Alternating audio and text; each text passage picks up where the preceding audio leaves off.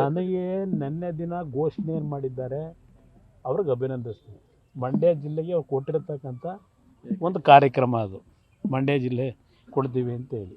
ಈಗ ಅದಕ್ಕೆ ನನ್ನ ಅಭಿನಂದನೆ ಇದೆ. ಮಂಡ್ಯ ಜಿಲ್ಲೆಯಲ್ಲೇ ಏನು ನಾವು ಸ್ಥಾಪನೆ ಮಾಡ್ತಕ್ಕಂಥದ್ದು ಈಗಾಗಲೇ ನಮ್ಮ ಇಲಾಖೆಯಲ್ಲಿ ತೀರ್ಮಾನ ಏನು ಮಾಡಿದ್ದೇನೆ. ಈಗ ಮೊದಲನೇ ಹಂತದಲ್ಲಿ 500 ಕೋಟಿ, ಎರಡನೇ ಹಂತದಲ್ಲಿ ಮತ್ತು 500 ಕೋಟಿ, ಒಟ್ಟು 1000 ಕೋಟಿ ಅಲ್ಲಿ ಬಂಡವಾಳ ಆಗ್ತಕ್ಕಂಥದ್ದಕ್ಕೆ ತೀರ್ಮಾನ ಏನಾಗಿದೆ. ಭೂಮಿ ಎಲ್ಲಿ ಕೊಡ್ತಾರೆ ಅಂತಕ್ಕಂಥದ್ದು ನಮ್ಮ ಅಧಿಕಾರಿಗಳಿಗೆ ಹೇಳಿದ್ದೇನೆ. ನೀವು ಚರ್ಚೆ ಮಾಡಿ ಸ್ಥಳ ಪರಿಶೀಲನೆ ಮಾಡಿ ಆ ಭೂಮಿಯನ್ನು ನಮಗೆ ಯಾವ ಮಟ್ಟಕ್ಕೆ ಸೂಕ್ತ ಇದೆ.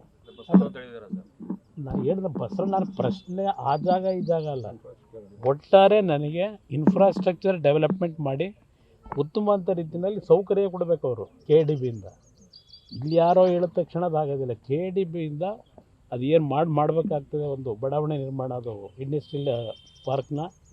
ಅದ್ರ ಜೊತೆಗೆ ನಮ್ಮ ಅಧಿಕಾರಿಗಳು ಸ್ಥಳ ಪರಿಶೀಲನೆ ಮಾಡ್ತಾರೆ ಎಲ್ಲಿ ಮಾಡಬೇಕು ಅಂತಕ್ಕಂಥದ್ದು. ನಾನೀಗಾಗಲೇ ನಮ್ಮ FKCCIಯಿಂದ ಒಂದು 50ರಿಂದ 60 ಜನ ಕೈಗಾರಿಕೋದ್ಯಮಿಗಳನ್ನು ಕರೆದು ಮೊನ್ನೆ HMT ಫ್ಯಾಕ್ಟ್ರಿನಲ್ಲಿ ಒಂದು ಸಭೆನೂ ಮಾಡಿದ್ದೇನೆ. ಅವ್ರಿಗೆ ಡೆಲ್ಲಿಗೂ ಬರಲಿಕ್ಕೆ ಹೇಳಿದ್ದೇನೆ. ಹಲವಾರು 2 ವೀಲರು 3 ವೀಲರ್ನ ಪ್ರೊಡಕ್ಷನ್ ಮಾಡ್ತಕ್ಕಂಥ ಯೂನಿಟ್ಗಳನ್ನು ಹಾಕಬೇಕು ಅಂತಕ್ಕಂಥದ್ದಕ್ಕೆ ಆಸಕ್ತಿಯನ್ನು ತೋರಿಸಿದ್ದಾರೆ.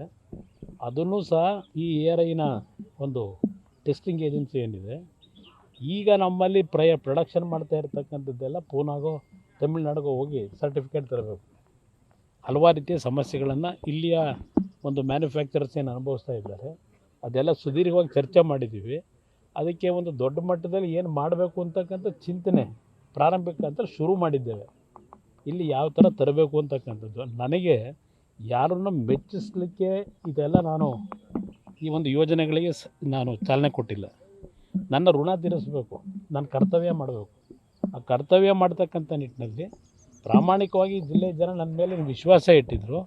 ಆ ವಿಶ್ವಾಸಕ್ಕೆ ಯಾವುದೇ ಧಕ್ಕೆ ಬರದಾರದೆ ಇರ್ತಕ್ಕಂಥ ರೀತಿಯಲ್ಲಿ ಈ ಯೋಜನೆ ಅನುಷ್ಠಾನಕ್ಕೆ ತಂದು ಯುವಕರಿಗೂ ಉದ್ಯೋಗದಲ್ಲಿ ದೊಡ್ಡ ಮಟ್ಟದಲ್ಲಿ ಸಿಗ್ತಕ್ಕಂಥದ್ದಕ್ಕೆ ಒಂದು ನ್ಯೂಸ್ ಫಸ್ಟ್ ನಿರ್ಭೀತಿಯಿಂದ ನಿಮ್ಮ ಪರವಾಗಿ.